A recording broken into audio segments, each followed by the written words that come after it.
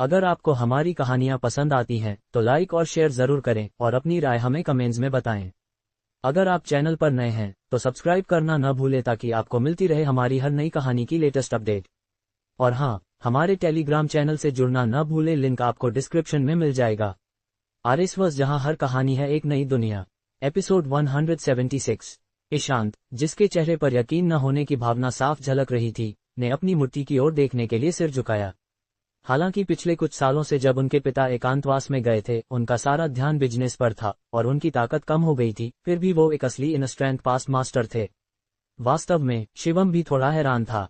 उसे पता था कि उसका शरीर मजबूत हो गया था, लेकिन उसने सोचा नहीं था कि इतना कठोर होगा। कोई और बात, अगर कुछ नहीं है तो मैं अब जाता हूँ। शिवम ने अपने कपड़ों पर लगी मिट्टी झाड़ी और जाने के लिए मुड़ा। ईशांत इतनी आसानी से कैसे हार मान सकता था। उसने दांत पीसे और उसके शरीर में ऊर्जा फिर से फट पड़ी। रुक जाओ, ईशांत ने गुस्से में चिल्लाया। अभी मैंने सिर्फ तुम्हारी टेस्टिंग की थी। मैंने पहले कहा था कि मेरे पास जो कल्टीवेशन तकनीक है वो मुझे अगले लेवल तक ले जाने के लिए काफी है। ये कहकर उसकी ताकत तेजी से बढ़ने लगी।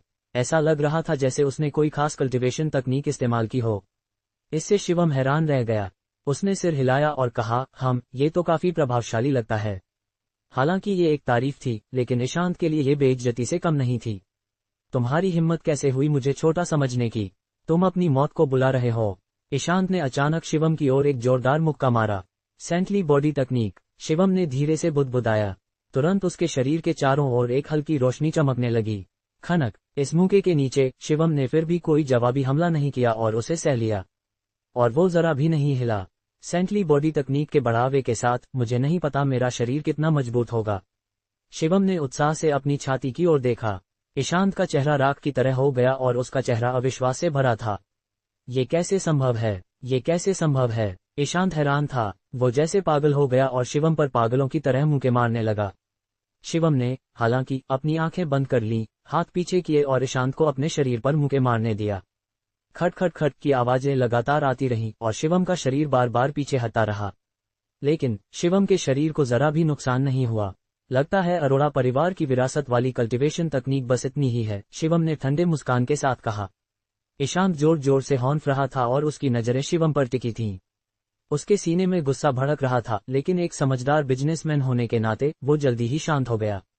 तुमने वाकई मुझे नई नजर से देखने पर मजबूर कर दिया। ईशांत ने ठंडे लहजे में शिवम को देखा। शिवम ने मुस्कुराकर कहा, लगता है तुम कोई शानदार मार्शल आर्ट इस्तेमाल करने वाले हो। ईशांत ने ठंडी मुस्कान बिखेरी और कहा, तुमने सही अनुमान लगाया, लेकिन अफसोस इसके लिए कोई इनाम नहीं है। ये कहकर ईशांत ने धीरे धीरे अपने हाथ उठाए। उसके शरीर की इन स्ट्रेंथ तेजी से उसके मुखों की ओर बढ़ी। उसके मुखों ने ड्रैगन के सिर का आकार ले लिया। ये मेरे दादाजी द्वारा बनाई गई कल्टीवेशन तकनीक है। इसे डिवाइन ड्रैगन फिस्ट कहते हैं, ईशांत ने ठंडे लहजे में कहा। उस समय मेरे दादाजी ने डिवाइन ड्रैगन फिस्ट से अनगिनत लोगों को मारा था। शिवम, तुम्हें डिवाइन ड्रैगन फिस्ट के नीचे मरने का गौरव प्राप्त होना चाहिए। बात खत्म होते ही ईशांत ने आगे की ओर मुक्का मारा। उसके मुखों पर 2 ड्रैगन प्रकट हुए। आंतरिक ऊर्जा के बढ़ावे के साथ उसकी ताकत बेहद शक्तिशाली थी। यहां तक कि शिवम को भी खतरा महसूस हुआ। मर जाओ, ईशांत ने पागलपन से चिल्लाया, जैसे कि वो पहले से ही शिवम की मौत को इस मुक्के से देख रहा हो। शिवम, जो ज्यादा दूर नहीं था, आखिरकार हिला। उसके हाथों के चारों ओर हल्की नीली रोशनी चमकी। उसके हाथ पंजों में बदल गए और उसने आगे की ओर झपटा मारा। धूम, एक जोरदार आवाज के साथ शिवम के हाथों ने दोनों ड्रैगनों की गर्दन पकड़ ली। फिर शिवम के मुखों में रोशनी चमकी। अगले ही पल दोनों ड्रैगन शिवम द्वारा कुचल दिए गए। ये कैसे संभव है? ईशांत, जिसके चेहरे पर डर भरा था, 2 कदम पीछे हट गया। शिवम ने उदासीनता से कहा, ये मेरा मूव है जिसे मेरे पिता ने बनाया था। इसे ड्रैगन कैप्चरिंग हैंड कहते हैं। ये तुम्हारे डिवाइन ड्रैगन फिस्ट से थोड़ा ज्यादा शक्तिशाली लगता है। ईशांत का चेहरा कुछ बदसूरत हो गया। शिवम के पास ऐसी कल्टीवेशन तकनीक कैसे हो सकती थी? क्या उसके पिता वाकई एक मार्शल आर्टिस्ट थे? यहाँ तक कि कार में बैठा उमेश भी अपनी आंखें चौड़ी किए हुए था। हालांकि वो कमजोर था, उसे डिवाइन ड्रैगन फिस्ट की ताकत का अंदाजा था। वो अरोड़ा परिवार का एक ट्रम्प कार्ड था। ईशांत, मैं तुम्हारे साथ खेल खेल में थक गया हूँ। अब तुम जा सकते हो, शिवम ने ठंडे लहजे में कहा। ईशांत हार मानने वाला नहीं था। उसने दांत पीसे और कहा, शिवम, अगर मैं गलत नहीं हूँ तो तुम्हारा ये बकवास ड्रैगन कैप्चरिंग हैंड ने तुम्हारी सारी ताकत खत्म कर दी है ना? अभी तुम सिर्फ एक बकरे की तरह हो जिसका कत्ल होने वाला है। शिवम ने अपनी सिर खुजलाया और कहा, तुम लोग इतना अंदाजा क्यों लगाते हो? हा, मैं सही हूं ना? ईशांत जोर से हंसा। वरना तुम इतनी जल्दी में क्यों भाग रहे हो? शिवम ने भौहें सिकोड़ी। ईशांत, इतना जिद्दी मत बनो। क्या तुम तब तक खुश नहीं होगे जब तक मैं तुम्हें अपाहिज न कर दूं? शिवम ने ठंडे चेहरे के साथ कहा। ईशांत को अभी भी कोई फर्क नहीं पड़ा। उसने ठंडी हंसी हंसी और कहा, तुम्हारी ताकत खत्म हो चुकी है। तुम मुझे अपाहिज कैसे करोगे? अपनी जुबान से, अगर हिम्मत है तो करके दिखाओ। शिवम का चेहरा धीरे धीरे ठंडा हो गया। तुम वाकई हार नहीं मानते? ठीक है, मैं तुम्हें खुश कर देता हूँ, शिवम ने ठंडे लहजे में कहा। शिवम की मुट्ठी में ऊर्जा इकट्ठा होने लगी। उसके शरीर की सारी आध्यात्मिक शक्ति एक पल में शिवम की मुट्ठी पर इकट्ठी हो गई। ईशांत, इस मौके को आजमाओ। शिवम ने गुस्से में चिल्लाया और अगले ही पल उसका शरीर अचानक गायब हो गया। बस नाटक कर रहे हो, तुम मुझे डरा नहीं सकते। ईशांत ने गुस्से में चिल्लाया और वास्तव में उसने सामने से टक्कर ले ली। लेकिन जैसे ही दोनों मुट्ठियां टकराईं, ईशांत को पछतावा हुआ। उसे साफ महसूस हुआ कि ये मुक्का शायद उसकी जान ले लेगा। धम, दोनों मुट्ठियां टकराईं और शिवम का डरावना मुक्का ईशांत को उड़ा ले गया। उसकी आधी बांह टूट गई और मुक्के की हवा ने ईशांत को उड़ा दिया। इस मुक्के की ताकत इतनी जबरदस्त थी कि ईशांत के मुंह से खून निकलने लगा और उसकी छाती धंस गई, जैसे कि उसके अंदरूनी अंग टुकड़े टुकड़े होने वाले हों। ईशांत जमीन पर लेट गया। वो उठना चाहता था, लेकिन उसे लगा कि उसका पूरा शरीर बहुत दर्द में है। सिर्फ एक मुक्का और मैं गिर गया। ईशांत ने अचानक खून की एक उल्टी की और फिर उसकी आंखों के सामने अंधेरा छा गया और वो बेहोश हो गया। वो एक मुक्के से गंभीर रूप से घायल हो गया था। शिवम ने कार में कांप रहे उमेश की ओर देखा और फिर कहा, छोटे, जल्दी से अपने भाई को वापस ले जाओ। अगर तुम लोग देर से गए तो शायद उसे बचा नहीं पाओगे। उमेश का चेहरा बदसूरत था। उसकी टांग की हड्डी टूटी हुई थी, इसलिए उसने बड़ी मुश्किल से कार को ईशांत तक चलाया। शिवम ने उनकी ओर देखा और कुछ नहीं कहा। वो मुड़ा और चला गया। होटल में मिस्टर दास, जॉर्डी और मिस्टर ललन एक साथ इकट्ठे थे। उनके चेहरों पर चिंता थी और मिस्टर दास सोच रहे थे कि मोनिका को सूचित करना चाहिए या नहीं। मुझे अभी खबर मिली कि ईशांत शिवम को ढूंढने गया था, जॉर्डी ने गहरे स्वर में कहा।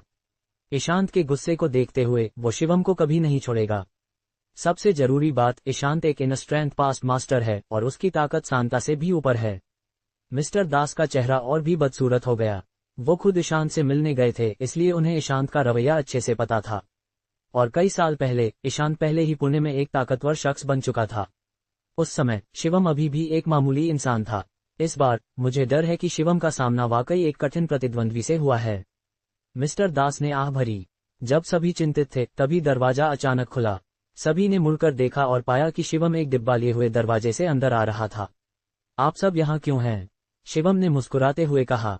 शिवम के रिलैक्स चेहरे को देखकर सभी हैरान रह गए। शिवम, तुम ठीक हो? मिस्टर दास सबसे पहले खड़े हुए और हैरानी से शिवम को देखा। शिवम ने मुस्कुराकर कहा, मुझे क्या हो सकता है? सभी और भी कंफ्यूज हो गए। क्या शिवम और ईशांत के बीच सुलह हो गई थी? क्या ईशांत तुमसे मिलने नहीं आया? जॉर्डी ने भौहें सिकोड़कर कहा। आया था। शिवम ने अपने हाथ में जड़ी बूटियां हिलाईं। फिर वो मुस्कुराया और बोला, अगर वो नहीं आता तो मुझे ये जड़ी बूटी कहाँ से मिलती? जॉर्डी ने तुरंत गहरी सांस ली। तुम्हारा मतलब, ये जड़ी बूटी ईशांत ने तुम्हें दी? जॉर्डी ने हैरानी से कहा। शिवम ने सिर हिलाया और कहा, ये तो वैसे भी मेरी थी, मैंने बस इसे वापस लिया। ईशांत वाकई इतना समझौता करने वाला है? मिस्टर दास को ये कुछ अविश्वसनीय लगा। उन्हें साफ याद था कि ईशांत ने कहा था कि वो शिवम को नहीं छोड़ेगा, तो उसने जड़ी बूटी कैसे दे दी? मिस्टर दास, आप गलत हैं। इस समय शिवम ने सिर हिलाया। वो बदमाश बहुत जिद्दी था।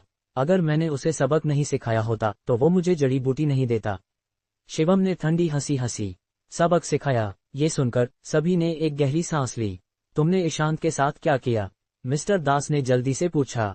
शिवम ने मिस्टर दास की ओर देखा और ठंडे लहजे में कहा, वो बुरी तरह घायल है, लेकिन अरोड़ा परिवार की ताकत के साथ वो मरेगा नहीं। मिस्टर दास का चेहरा तुरंत बेहद बदसूरत हो गया। जॉर्डी तो बिस्तर पर ही बैठ गया। तुमने वाकई ईशांत को मारा? मिस्टर दास ने शिवम का हाथ कसकर पकड़ा। शिवम ने भौहें सिकुड़ी और कहा, उसने पहले हमला किया था। मिस्टर दास ने जल्दी से अपना फोन निकाला और एक कॉल किया। जब उन्हें पक्का हुआ कि शिवम झूठ नहीं बोल रहा था, मिस्टर दास का चेहरा पूरी तरह से पीला पड़ गया। शिवम, तुम तुरंत पुणे छोड़ दो। मैं तुम्हारे लिए एक जगह का इंतजाम करूंगा। अभी निकल जाओ। मिस्टर दास ने चिंता से कहा। छोड़ दूं? कहाँ जाऊं? मुझे क्यों जाना चाहिए? शिवम ने सिर हिलाया। मिस्टर दास ने चिंता से कहा, मुझे नहीं पता कि तुम्हें कैसे समझाऊं। बस इतना समझ लो, अरोड़ा परिवार ऐसा नहीं है जिसे तुम ठेस पहुंचा सको। मैं नहीं जा रहा, शिवम ने बिना सोचे मना कर दिया। ये तो छोड़ो कि मैं जा सकता हूँ या नहीं। अगर मैं गया तो अरोड़ा परिवार अपने निशाने को मेरे आसपास के लोगों पर डालेगा। शिवम ने सिर हिलाया। मैंने जो किया उसकी जिम्मेदारी मैं लूंगा। मिस्टर दास ने चिंता से कहा, अब जिद करने का समय नहीं है। मेरी बात सुनो और तुरंत निकल जाओ।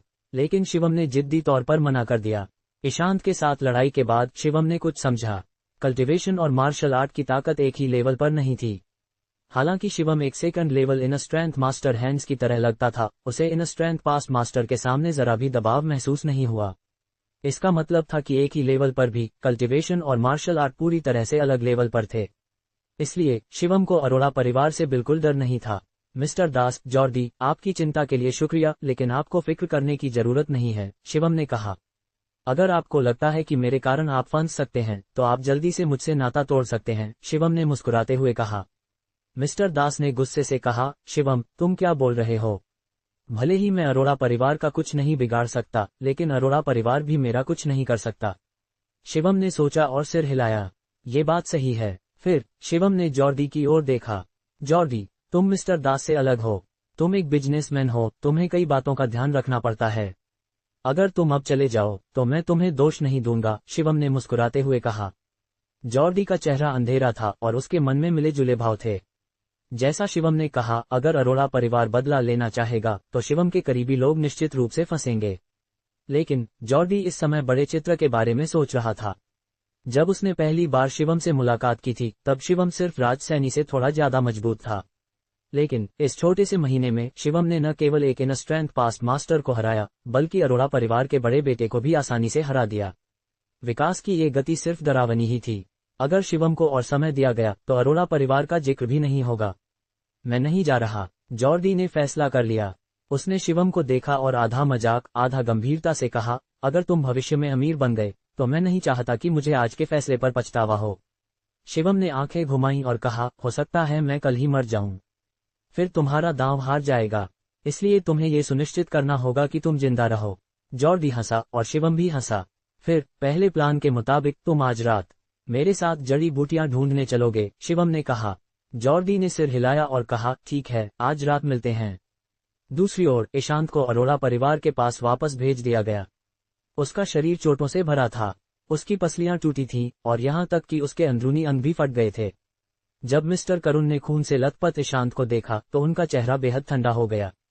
मिस्टर करुण, मेरे भाई को बचाए, उमेश ने चिंता से कहा। मिस्टर करुण ने गहरी सांस ली और कहा, सेकंड यंग मास्टर, क्या हुआ? बड़े मास्टर ऐसे कैसे हो गए? उमेश ने दांत पीसे और कहा, ये सब शिवम की वजह से हुआ। शिवम? मिस्टर करुण का चेहरा थोड़ा बदल गया। शिवम के पास ऐसी काबिलियत थी। इस बात को राज रखना होगा, इसे फैलने नहीं देना चाहिए। मिस्टर करुण ने गहरी सांस ली। अगर ये बात फैल गई तो अरोड़ा परिवार की प्रतिष्ठा खत्म हो जाएगी। इतना ही नहीं, पुणे में अरोड़ा परिवार ने जो रुतबा बनाया था वो भी शायद ढह जाएगा। लेकिन सच आखिरकार सामने आ ही जाता है। उसी दोपहर ईशांत को होश में लाने के बाद उनकी जान तो बच गई। दुर्भाग्य से ईशांत कोमा में चले गए और एक वेजिटेबल बन गए। हालांकि अरोड़ा परिवार ने इस खबर को दबाने की पूरी कोशिश की, फिर भी ये बात पूरे पुणे में फैल गई। एक पल में हर कोई इस बारे में बात कर रहा था। शिवम एक बार फिर सनसनी बन गया। उसका नाम पुणे में हर घर में जाना जाने लगा। अंधेरे में उमंग एक कार में बैठा था और उसका चेहरा कंफ्यूज था। पिछली बार मोनिका के जोर देने पर राठौर परिवार ने उमंग को पुणे में रखा था और उसे शिवम की गुप्त निगरानी करने की जिम्मेदारी दी गई थी। इसलिए उसे जल्दी ही इस बात का पता चल गया। ईशांत को शिवम ने वाकई वेजिटेबल बना दिया। उमंग बेहद हैरान था, ये लड़का इतनी जल्दी कैसे तरक्की कर सकता था। और शिवम को तो जरा भी चोट नहीं आई थी। क्या मिस मोनिका ने जो कहा वो सच है? इस बार उमंग को भी कुछ शक हुआ। इस समय शिवम बिस्तर पर सिर झुकाए बैठा था। वो ऐसा व्यवहार कर रहा था जैसे आसपास कोई नहीं हो और उसे अरोड़ा परिवार की जरा भी परवाह नहीं थी। इस डार्क ऊर्जा को मैं कैसे इस्तेमाल करूं? शिवम ने अपने शरीर में डार्क ऊर्जा को हिलाने की कोशिश की, लेकिन उसे पता चला कि उसे इसका इस्तेमाल करना बिल्कुल नहीं आता। यहाँ तक कि उसके पिता द्वारा छोड़ी गई विरासत में भी डार्क ऊर्जा के इस्तेमाल का कोई खास तरीका नहीं था। लगता है मुझे खुद ही इसका रास्ता निकालना होगा, शिवम ने सोचा। अगर वो डार्क ऊर्जा और आध्यात्मिक ऊर्जा को मिला पाए तो शिवम की ताकत निश्चित रूप से और बढ़ जाएगी। दुर्भाग्य से शिवम को इसका कोई तरीका नहीं पता था। मुझे डर है कि मैं थोड़े समय में इसका हल नहीं निकाल पाऊंगा। शिवम ने सिर हिलाया। आसमान जल्दी ही अंधेरा हो गया। शाम 7 बजे जॉर्डी कार लेकर होटल पहुंचा। मिस्टर शिवम, समय हो गया है, हमें निकलना चाहिए, जॉर्डी ने शिवम से कहा। शिवम ने सिर हिलाया, फिर जॉर्डी की कार में बैठ गया। जॉर्डी शिवम को एक बेहद शानदार जगह पर ले गया। वहां का माहौल बहुत हाई क्लास लग रहा था और वहां जाने के लिए टिकट चाहिए था। शिवम ने गौर से देखा और पाया कि प्रवेश द्वार पर पहरा दे रहे लोग वास्तव में 2 इनर स्ट्रेंथ मास्टर हैंड्स थे। ये जगह काफी असाधारण है। शिवम ने आह भरी। जॉर्डी ने सिर हिलाया और कहा, इस जगह का मालिक बहुत रहस्यमय है। सुनने में आया है कि वो एक असाधारण ताकत वाला शख्स है। शिवम ने हल्की आह भरी और कहा, प्रोविंशियल कैपिटल में वाकई कई ताकतवर लोग छुपे हुए हैं। बिल्कुल, जॉर्डी ने सिर हिलाया। सुना है कि 3 साल पहले एक मार्शल आर्टिस्ट ने अरोड़ा परिवार को सबक सिखाया था। तब से अरोड़ा परिवार ने काफी कम प्रोफाइल रखा है, जॉर्डी ने समझाया। ओह, ये सुनकर शिवम को कुछ हैरानी हुई। अरोड़ा परिवार का व्यवहार इतना हाई प्रोफाइल था, फिर भी वो कम प्रोफाइल रख रहे थे। फिर पहले वो कितने बेशर्म थे। चलो, जॉर्डी शिवम को उस जगह के अंदर ले गया। जैसे ही वो अंदर घुसे, शिवम को जड़ी बूटियों की तीव्र खुशबू महसूस हुई। वाकई, ये जगह यूनशेंग स्ट्रीट से कहीं बेहतर थी। वहां एक के बाद एक काउंटर थे और हर काउंटर पर बेचा जाने वाला सामान अलग था। वहां चमकदार पेंटिंग्स, जड़ी बूटियां, एंटीक और सबसे हैरानी की बात, यहाँ मेडिकल स्किल्स बेचने वाले भी थे। उदाहरण के लिए, वो लोगों की सेहत का इलाज करते और फिर उनकी हालत के हिसाब से पैसे लेते। मिस्टर शिवम, भले ही ये जगह हाई क्लास है, फिर भी आपको खुद से तय करना होगा कि चीज असली है या नकली, जॉर्डी ने याद दिलाया। शिवम ने सिर हिलाया और कहा, मैं समझ गया। चाहे जगह कितनी भी हाई क्लास क्यों न हो, वहां धोखेबाजों की कमी नहीं थी। बस फर्क इतना था कि निम्न स्तर के धोखेबाज और उच्च स्तर के धोखेबाज में अंतर था। शिवम, तभी पीछे से एक जानी पहचानी आवाज आई। मुड़कर देखने पर शिवम ने पाया कि वो डेविड था। उसके साथ एक सफेद चोगे में एक बूढ़ा आदमी भी था। मिस्टर डेविड, तुम यहाँ क्या कर रहे हो? शिवम को थोड़ी हैरानी हुई। डेविड जोर से हंसा और बोला, मुझे हाल ही में कुछ फुर्सत मिली तो मैं यहाँ घूमने आया। और तुम अरोड़ा परिवार की नजरों में हो, फिर भी इतने बिंदास यहाँ आ गए। शिवम ने जबरदस्ती मुस्कुराया और कहा, मुझे नहीं पता था कि तुम्हें भी इस बात की खबर है। अब तो पूरा पुणे इस बारे में बात कर रहा है। शिवम, जब मैंने तुमसे आखिरी बार मुलाकात की थी, तुम बस एक मामूली इंसान थे। मुझे नहीं पता था कि तुम अब पुणे में इतने मशहूर हो जाओगे, डेविड ने मजाक में कहा। शिवम ने बेबसी से कहा, मिस्टर डेविड, प्लीज मेरा मजाक मत उड़ाओ। हा, डेविड जोर से हंसा। चूंकि वो मिल चुके थे, तो स्वाभाविक रूप से वो एक साथ घूमने लगे। थोड़ी बातचीत के बाद पता चला कि डेविड यहाँ स्टोन गैम्बलिंग के लिए आया था। जितने अमीर लोग होते हैं, उतना ही वो जुआ खेलना पसंद करते हैं। डेविड और जॉर्डी भी ऐसे ही थे। जॉर्डी को इस जगह का पता सिर्फ स्टोन गैम्बलिंग की वजह से था। सुना है कि यहाँ कई टॉप ग्रेड गेम्स हैं। अगर किस्मत अच्छी रही तो एक दिन में मालामाल होना कोई बड़ी बात नहीं, डेविड ने स्टोन गैम्बलिंग का जिक्र करते ही आंखें चमकाईं। जॉर्डी ने दूसरी ओर डांटा, इसका जिक्र मत करो। मैं यहाँ पहले ही कई करोड़ हार चुका हूँ, एक पैसा भी नहीं कमाया। डेविड जोर से हंसा और बोला, ऐसा किसके साथ नहीं होता। इसीलिए मैंने खास तौर पर मिस्टर सैफ को बुलाया। वो इस फील्ड में मास्टर हैं और मेरे अच्छे दोस्त भी। इस बार हम सारा नुकसान वापस कमा लेंगे। सैफ नाम का बूढ़ा आदमी हल्का सा सिर हिलाकर नमस्ते कह गया। जॉर्डी ने जल्दी से सिर हिलाया और कहा, तो फिर और समय बर्बाद न करें, चलो अब। इस तरह वो सब स्टोन गैम्बलिंग वेन्यू की ओर चल पड़े। ये स्टोन गैम्बलिंग वेन्यू इस जगह की खासियत थी। सुना था कि यहाँ के raw stone south west border से आए थे। इस समय स्टोन गैम्बलिंग वेन्यू में लोगों की भीड़ थी। उनकी आंखों में या तो उत्साह की चमक थी या निराशा का भाव।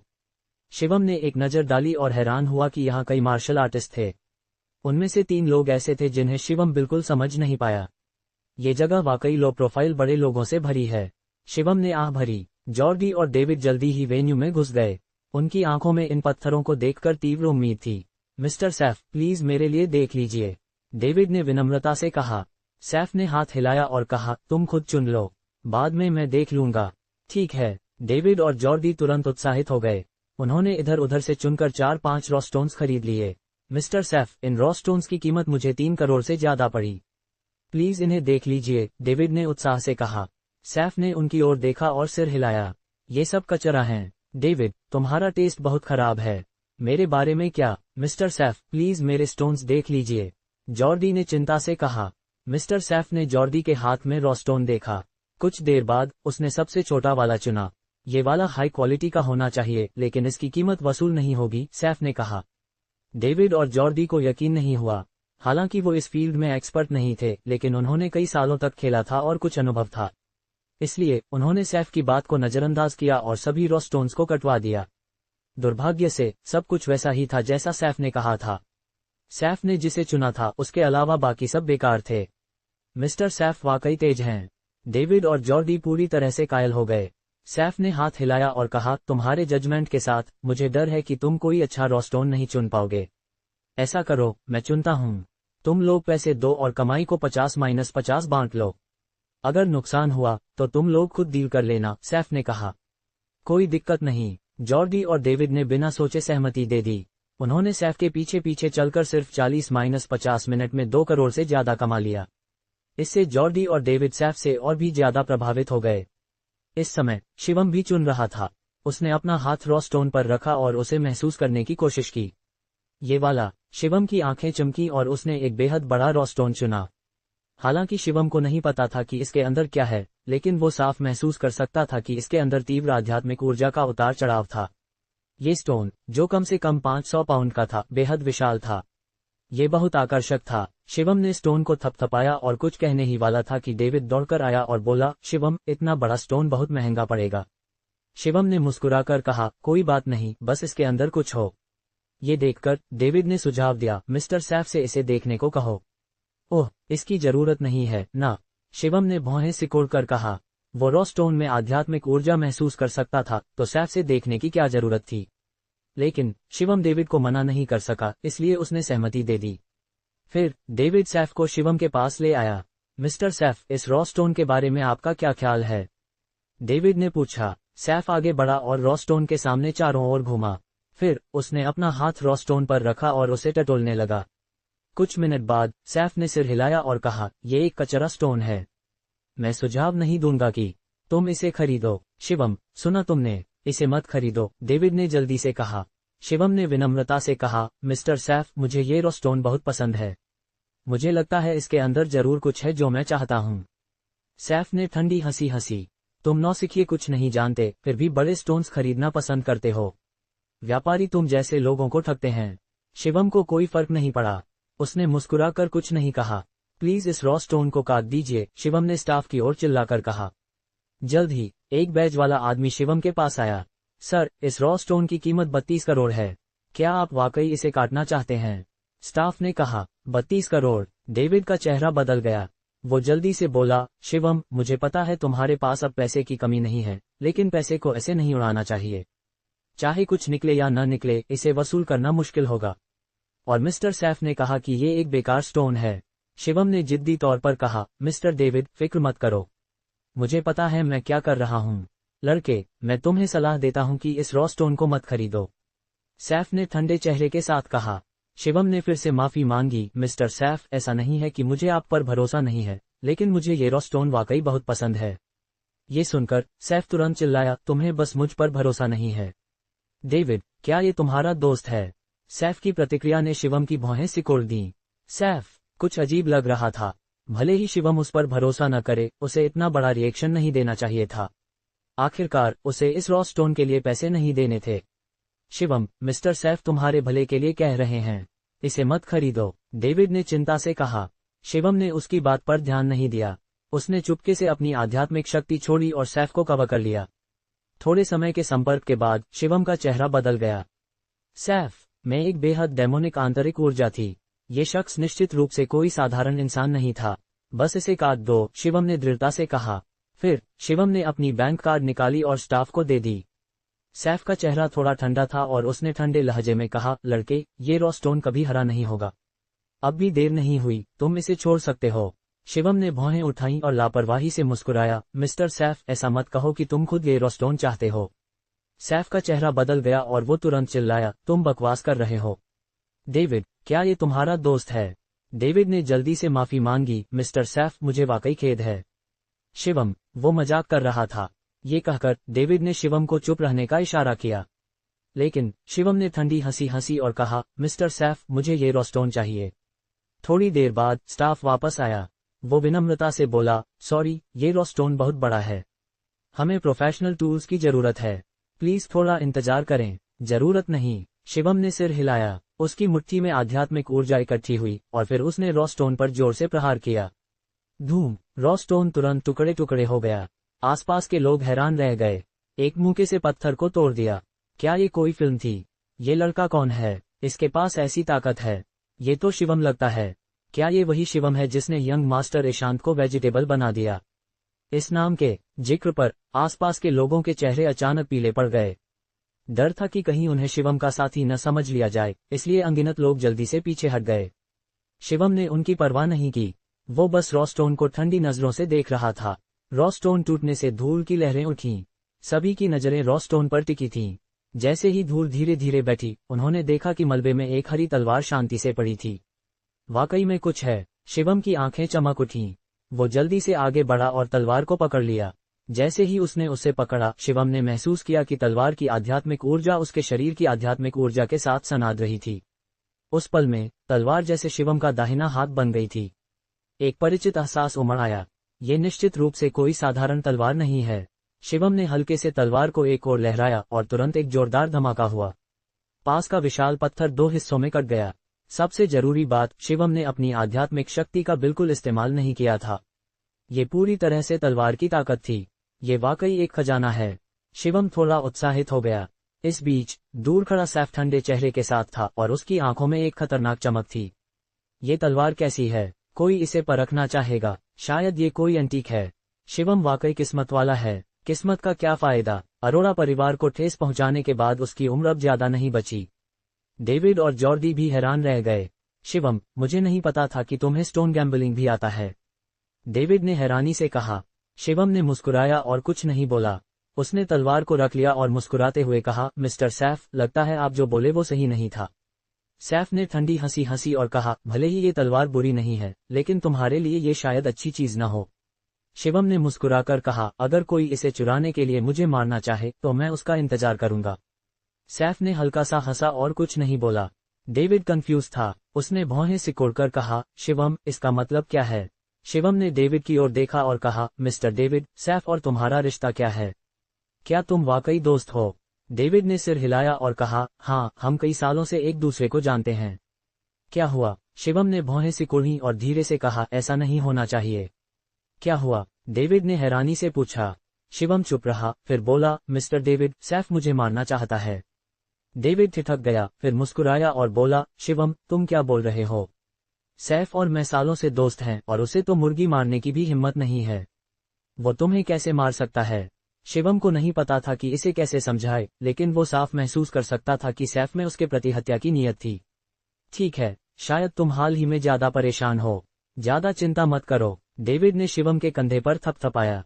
शिवम ने सिर हिलाया और कुछ नहीं बोला। फिर शिवम ने वेन्यू में रॉ स्टोन्स चुनना जारी रखा, लेकिन कुछ चक्कर लगाने के बाद शिवम को कोई भी स्टोन खरीदने लायक नहीं लगा, तो वो एक तरफ चला गया। स्टोन गैम्बलिंग इस वेन्यू का सिर्फ एक हिस्सा था। यहाँ उच्च मूल्य वाली दुर्लभ जड़ी बूटियों की कोई कमी नहीं थी। शिवम ने चारों ओर देखा और कई जड़ी बूटियां देखी जिनका औषधीय प्रभाव दशकों तक रह सकता था। दुर्भाग्य से ये जड़ी बूटियां बेहद महंगी थीं। कोई भी एक जड़ी बूटी दसियों करोड़ या यहाँ तक कि सैकड़ों करोड़ की थी। कितना हास्यास्पद! शिवम भी हैरान रह गया। कोई आश्चर्य नहीं कि प्रमुख परिवारों के शिष्य साधारण लोगों से कहीं ज्यादा ताकतवर थे। प्रमुख परिवारों के पास पर्याप्त संसाधन थे, इसलिए उनकी प्रगति बहुत तेज थी। और अगर वो पर्याप्त ताकतवर थे तो वो और भी ज्यादा पैसे कमा सकते थे। ये एक दुष्चक्र था। गरीबों को अमीर बनने के लिए सिर्फ चमत्कार पर निर्भर रहना पड़ता है। ये कोई कहावत नहीं है। शिवम ने जबरदस्ती मुस्कुराया। थोड़ी देर में शिवम ने अपने सारे पैसे लगभग खर्च कर दिए। उसके हाथ में 4-5 जड़ी बूटियां थीं जो दशकों पुरानी थीं और वो अब पैसे से खाली था। जैसे ही शिवम जाने वाला था, उसे अचानक एक बेहद घनी डार्क ऊर्जा महसूस हुई। जैसे ही ये डार्क ऊर्जा फटी, शिवम ने उस ओर देखा। शिवम के अलावा थोड़ी दूरी पर खड़ा सैफ भी उसी समय उस ओर देखने लगा। उनकी नजरें मिलीं। उनकी आंखों में एक तीखी चमक एक साथ फटी। सैफ में निश्चित रूप से कुछ गड़बड़ थी। शिवम तेजी से उस स्टॉल की ओर बढ़ा जहां सामने एक पत्थर की मूर्ति रखी थी। घनी डार्क ऊर्जा उसी पत्थर की मूर्ति से आ रही थी।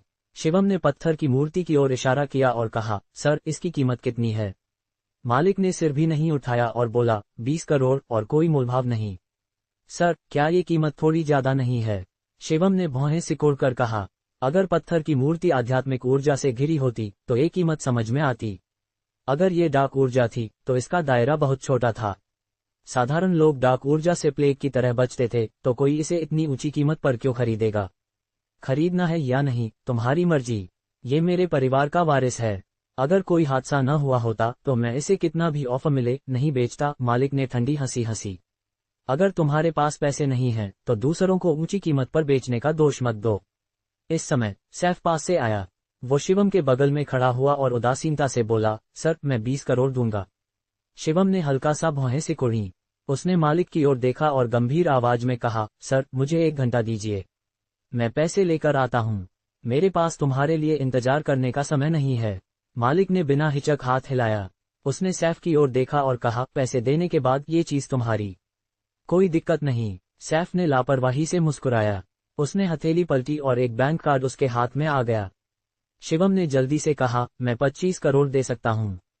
इस चीज को मेरे लिए रखिए। पैसे के लालच को कोई नहीं ठुकरा सकता, और ये मालिक भी इसका अपवाद नहीं था। शिवम की बात सुनकर उसने जल्दी से वो हाथ वापस खींच लिया जो सैफ को देने वाला था। क्या तुमने जो कहा वो सच है? मालिक की आंखें चमक उठीं और उसने कुछ उम्मीद के साथ कहा। शिवम ने सिर हिलाया और कहा, बिल्कुल सच। मालिक ने एक आइडिया निकाला और कहा, मैं तुम्हें सिर्फ 1 घंटा दूंगा। अगर तुम 1 घंटे में पैसे नहीं ला पाए तो मैं ये चीज इस बूढ़े को बेच दूंगा। ठीक है। शिवम ने सिर हिलाकर सहमति दी। सैफ का चेहरा ठंडा था। उसने शिवम को ठंडी नजरों से देखा और कहा, ये चीज तुम्हारे लिए कोई फायदा नहीं देगी। इसे लेने से भी कोई फायदा नहीं। शिवम ने भौहें उठाईं और ठंडी हंसी हंसी। तुम काफी छुपे रुस्तम हो। बताओ तुम हो कौन? सैफ ने ठंडे लहजे में कहा, मैं कौन हूँ इससे फर्क नहीं पड़ता, लेकिन मैं तुम्हें चेतावनी दे रहा हूँ। अगर तुमने मेरे बड़े प्लान को बिगाड़ा तो मैं तुम्हें नहीं छोड़ूंगा।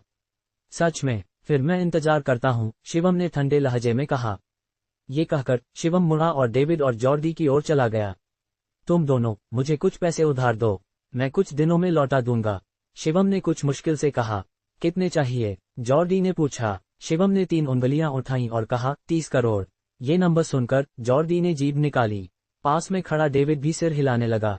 मिस्टर शिवम, क्या तुम्हें लगता है कि हम सब तुम जैसे हैं? 30 करोड़ एक खगोलीय रकम है। जॉर्डी ने आंखें घुमाईं और कहा। डेविड ने सिर हिलाया और कहा, मेरी सारी बचत जोड़कर भी मेरे पास 30 करोड़ नहीं है। इससे शिवम को थोड़ी शर्मिंदगी हुई। शिवम को नहीं पता था कि कब से, लेकिन उसे पैसे का कोई कॉन्सेप्ट नहीं रहा था। हाँ, चूंकि तुम पैसे नहीं जुटा सकते तो वो चीज मेरी है। सैफ पीछे से आया। शिवम ने उसकी ओर देखा और उदासीनता से कहा, इतने से पैसे मुझे नहीं रोक सकते। ये कहकर शिवम सीधा वेन्यू के सेंटर में चला गया। उसने अपने आसपास नजर दौड़ाई और अचानक चिल्लाया, अब से मैं अपनी मेडिकल स्किल्स बेचूंगा। अगर तुम पर्याप्त पैसे दोगे तो मैं तुम्हारा 3 बार इलाज करूंगा। इस बार समय या जगह की कोई सीमा नहीं है। उसकी जोरदार आवाज हर किसी के कानों तक पहुंची। तुरंत एक हंगामा मच गया। कई लोग उसके आसपास इकट्ठे हो गए। शिवम जमीन पर सिर झुकाए बैठ गया और चुपके से मरीजों का इंतजार करने लगा। क्या ये शिवम नहीं है? सुना है वो आयुर्वेद मेडिकल एसोसिएशन का प्रेसिडेंट है। हाँ, सुना है उनकी मेडिकल स्किल्स डॉक्टर सिद्धार्थ से भी ऊपर हैं। पिछली बार उन्होंने एक 9 ड्रैगन पिल बनाई थी जो हर बीमारी ठीक कर सकती है। शिवम के आयुर्वेद मेडिकल एसोसिएशन के प्रेसिडेंट के टाइटल के साथ सभी लोग उसके आसपास इकट्ठे हो गए। मिस्टर शिवम, क्या आप मेरा इलाज कर सकते हैं? मुझे हाल ही में बहुत कमजोरी महसूस हो रही है और ये कई सालों से चल रहा है, किसी ने पूछा। शिवम ने सिर हिलाया और कहा, बेशक, बशर्ते तुम पैसे देने को तैयार हो। मिस्टर शिवम, मेरी बूढ़ी मां को सेरेब्रल इन्फॉक्शन है और वो कई सालों से बिस्तर पर हैं। प्लीज मेरे साथ चलकर उन्हें देख लीजिए। मिस्टर शिवम, मैं आपकी 9 ड्रैगन पिल के लिए पैसे देने को तैयार हूँ। आप कीमत बताओ। डॉक्टर शिवम, हर किसी का उत्साह बढ़ता जा रहा था। इन अमीर लोगों के लिए उनकी जिंदगी पैसे से ज्यादा जरूरी थी। शिवम से 3 बार इलाज करवाना मतलब 3 और जिंदगियां गारंटी होना था। हालांकि शिवम की मेडिकल स्किल्स अच्छी हैं, लेकिन उसने अरोड़ा परिवार को ठेस पहुंचाई है। तुम्हें लगता है वो कितने दिन जिएगा? जैसे कि उसके पास तुम लोगों के लिए हाउस कॉल करने का मौका होगा। इस समय एक आवाज अचानक गूंजी। बोलने वाला सैफ था। सैफ की बात सुनकर वेन्यू में मौजूद लोग वाकई बहुत शांत हो गए। जो भीड़ अभी उत्साह से भरी थी वो सब एक कदम पीछे हट गई। इससे अरोड़ा परिवार की प्रोविंशियल कैपिटल में स्थिति का पता चलता था। भले ही वहां इतने अमीर लोग थे, कोई भी अरोड़ा परिवार के खिलाफ जाने को तैयार नहीं था। सैफ ने गर्व से शिवम को देखा और ठंडी हंसी हंसी।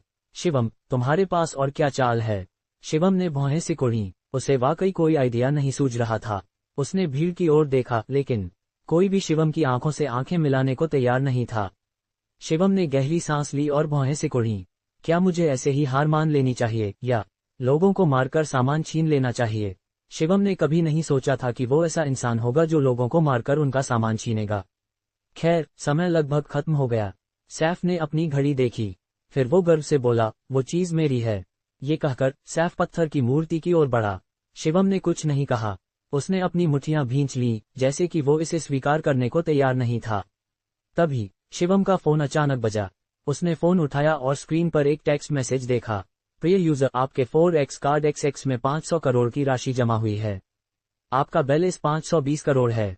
दूसरी पार्टी का नाम राठौर है। ये टेक्स्ट मैसेज देखकर शिवम की आंखें फैल गईं। ये वो पैसा था जो मोनिका ने ट्रांसफर किया था। शिवम को सोचने का मौका मिलने से पहले एक और अनजान टेक्स्ट मैसेज आया। अरोड़ा परिवार तुम्हारा दूसरा टेस्ट होगा। पूरी कोशिश करो, मैं मुंबई में तुम्हारा इंतजार करूंगी। शिवम के चेहरे पर उत्साह चमक उठा। उसने पत्थर की मूर्ति के बारे में भी भूल गया। शिवम ने जल्दी से कॉल बैक किया, लेकिन पाया कि दूसरी पार्टी का फोन पहले ही बंद हो चुका था। इससे शिवम का दिल धड़क उठा। मोनिका। शिवम ने फोन पकड़े हुए धीरे से बुदबुदाया। मोनिका निश्चित रूप से उसकी गुप्त निगरानी कर रही थी। इसने शिवम को तुरंत जोश से भर दिया। फिर शिवम तेजी से पत्थर की मूर्ति के स्टॉल मालिक के सामने पहुंचा। इस समय सैफ का हाथ पहले ही पत्थर की मूर्ति की ओर बढ़ चुका था। जब सैफ पत्थर की मूर्ति को छूने ही वाला था, शिवम ने उसका कलाई पकड़ लिया। सैफ ने शिवम को भौहें सिकोड़कर देखा और ठंडे लहजे में कहा, शिवम, तुम क्या करना चाहते हो? शिवम ने सैफ को नजरअंदाज किया और बैंक कार्ड स्टॉल मालिक को दे दिया। ये 25 करोड़ हैं, मुझे ये चाहिए, शिवम ने ठंडे लहजे में कहा। सैफ ने ठंडी हंसी हंसी। उसकी बकवास मत सुनो, उसके कार्ड में एक पैसा भी नहीं है। स्टॉल मालिक को भी कुछ शक था। उसने अभी अपनी आंखों से सब कुछ देखा था। शिवम ने स्पष्ट रूप से एक पैसा भी नहीं कमाया था। स्वाइप करने के बाद पता चल जाएगा कि पैसे हैं या नहीं, शिवम ने याद दिलाया। स्टॉल मालिक ने सिर हिलाया। उसने संदेह के साथ बैंक कार्ड लिया और राशि डालने की कोशिश की। वाकई में पैसे हैं। थोड़ी देर बाद स्टॉल मालिक उत्साह से चिल्लाया। शिवम ने बैंक कार्ड वापस लिया और उदासीनता से कहा, हमारे समझौते के मुताबिक ये पत्थर की मूर्ति मेरी है। बिल्कुल बिल्कुल, मालिक ने बार बार सिर हिलाया। शिवम ने औपचारिकता नहीं की। उसने तुरंत पत्थर की मूर्ति को अपनी जेब में डाल लिया। सैफ का चेहरा बेहद ठंडा था। उसने दांत पीसे और शिवम को घूरा, जैसे कि उसका मर्दस ऑरा उसकी ओर बढ़ रहा हो। शिवम ने भौहें सिकोड़ी। इस आंतरिक ऊर्जा की ताकत से कम एक इन स्ट्रेंथ पास्ट मास्टर था। तुमने मेरे प्लान को बार बार बिगाड़ा। लड़के, मैं तुम्हें मार डालूंगा। सैफ की आंतरिक ऊर्जा और मजबूत हो रही थी, जैसे कि वो किसी भी पल हमला करने वाला हो। शिवम ने सैफ को ठंडी नजरों से देखा और कहा, आखिरकार तुम बर्दाश्त नहीं कर पाए। चलो, आजमा लो। बोलते हुए शिवम की आंतरिक ऊर्जा अचानक बढ़ गई। दोनों आंतरिक ऊर्जाओं की टक्कर ने तुरंत एक हल्की हवा पैदा कर दी। भीड़ दोनों आंतरिक ऊर्जाओं की टक्कर से प्रभावित हुई और कुछ कदम पीछे हट गई। तभी एक बेहद शांत आंतरिक ऊर्जा अचानक फैल गई। ये शांत आंतरिक ऊर्जा जबरदस्त रौब के साथ थी और इसने वास्तव में शिवम और सैफ की आंतरिक ऊर्जा को खत्म कर दिया। वेन्यू में किसी को भी हमला करने की इजाजत नहीं है। एक आवाज चारों दिशाओं से आई। इससे शिवम का चेहरा डर से पीला पड़ गया। उसने वाकई मेरी आंतरिक ऊर्जा को दबा दिया। शिवम ने अपने आसपास नजर दौड़ाई। इस वेन्यू का मालिक कैसा इंसान था? उसकी ताकत शायद शिवम की कल्पना से कहीं ज्यादा थी। शिवम, मैं अभी के लिए तुम्हारी जान बख्श देता हूँ। सैफ की आंखें बर्फ की तरह ठंडी थीं। ये कहकर सैफ मुड़ा और चला गया। मिस्टर सैफ, डेविड ने जल्दी से चिल्लाया, लेकिन सैफ ने पीछे मुड़कर भी नहीं देखा और वेन्यू से बाहर चला गया। ये क्या हो रहा है? डेविड, जो नहीं समझ पाया कि क्या चल रहा था, परेशान हो गया। दोनों उसके दोस्त थे, तो डेविड के लिए ये परेशानी कैसे नहीं हो सकती थी? शिवम ने गहरी सांस ली। उसने डेविड की ओर देखा और गंभीरता से कहा, मिस्टर डेविड, क्या तुम्हें यकीन है कि सैफ तुम्हारा पुराना दोस्त है? डेविड ने जोर से सिर हिलाया और कहा, हाँ, हम लगभग 20 साल से एक दूसरे को जानते हैं। उसका स्वभाव बहुत नर्म है और उसका गुस्सा भी हल्का है। उसने आज जैसा व्यवहार कभी नहीं किया। इसका मतलब वो सैफ नहीं है। शिवम ने पहले ही अनुमान लगा लिया था। तुम्हारा मतलब क्या है? डेविड ने हैरानी से पूछा। शिवम ने कुछ नहीं समझाया, बस बोला, मैं तुम्हें वापस भेजता हूँ। वो सब वेन्यू से बाहर निकल आए। जैसे ही वो वेन्यू से बाहर आए, शिवम के शरीर पर दबाव की शक्ति गायब हो गई। शिवम ने मुड़कर वेन्यू की ओर देखा। उसने धीरे से कहा, फॉर्मेशन मास्टर।